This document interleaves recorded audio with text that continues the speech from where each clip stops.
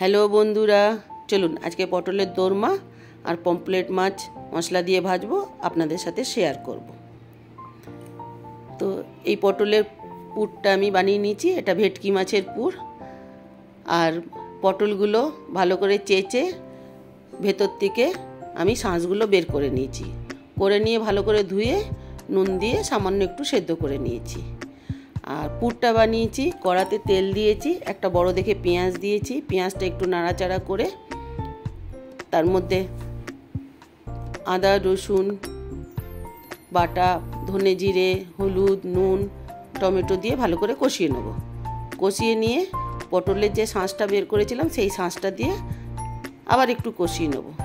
কষিয়ে নেওয়ার পরে ভেটকি মাছ আমি সেদ্ধ করে কাটা ছাড়িয়ে রেখেছিলাম, সেই মাছটা দিয়ে ভালো করে কষিয়ে সামান্য একটু গরম মশলা আর ধনেপাতা দিয়ে নামিয়ে নেব। তারপরে ওই সব পটলে যেমনি পুর ভরলাম ওইভাবে সব পটলগুলো আমি পুর ভরে নিয়েছি। এই দেখুন, সব পটলগুলো আমি পুর ভরে নিয়েছি, ওই যেভাবে ভরেছি। এবারে এর ব্যাটার বানাবো। একটা পাত্র নিয়ে নিয়েছি, তার মধ্যে আমি বেসন নিয়ে নেবো। যতটা পটল সেই পরিমাণে আমি বেসন নিয়ে নেবো। সামান্য একটু নুন দেবো, 8 চামচ জিরে পাউডার, সামান্য একটু হলুদ আর একটুখানি লাল গুঁড়ো লঙ্কা আর 1 চামচ চালের গুঁড়ো দিয়ে এটাকে ভালো করে গুলে নেব। আর কড়ার থেকে একটু গরম তেল নেব 1 চামচ, নিয়ে ওই ব্যাটারে দিয়ে ভালো করে মিশিয়ে নেব।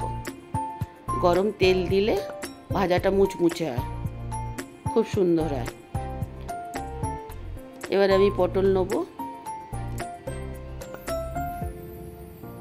পটল নিয়ে আমি বেসনে প্রথমে ভালো করে ওটা মাখিয়ে নেব, গুঁড়ো বেসনে মাখিয়ে তারপরে আমি ব্যাটারে দেবো।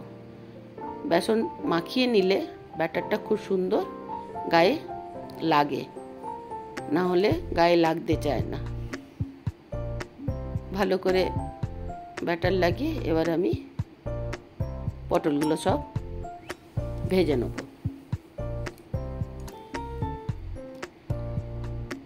আমার পটল ভাজা হয়ে গেছে। এবার পমফ্রেট মাছে আমি গায়ে একটু চিল লাগিয়ে দিয়েছি। পমফ্রেট মাছগুলো বড় বড়, তো ওই জন্য একটু গায়ে চিল লাগিয়ে দিয়েছি। একটু নুন হলুদ আর আদা রসুন মাখিয়ে 15 মিনিট মতো রেখে দিয়েছি। আর ওই বেসনেই ডিপ করে পমফ্রেট মাছগুলো আমি সব ভেজে নেব। পমফ্রেট মাছগুলো ওইভাবেই সব আমি ভেজে নিয়েছি। তো বন্ধুরা, যদি ভালো লেগে থাকে লাইক করবেন, কমেন্ট করবেন। বাই বন্ধুরা।